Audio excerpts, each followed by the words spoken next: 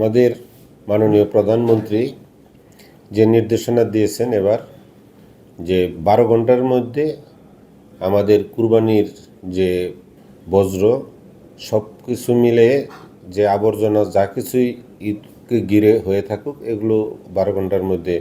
পরিষ্কার পরিচ্ছন্ন করার জন্য নির্দেশ দিয়েছেন। তা আমরা ইতিমধ্যে আমাদের সিটি কর্পোরেশন আমরা আলোচনা করে মিটিং করে আমাদের যত পরিচ্ছন্ন কর্মী আছে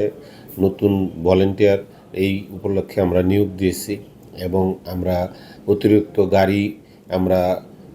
ব্যবস্থা রেখেছি যাতে আমরা এই ময়লাগুলো দ্রুত 12 ঘন্টার মধ্যে অপসারণ করতে পারি এবং আমাদের টিম করা হয়েছে প্রতিটা অঞ্চলে আমাদের আঞ্চলিক নির্বাহী কর্মকর্তাদের প্রদান করে আমরা যে টিম করে দিছি এই টিম মাঠে থাকবে এবং আমি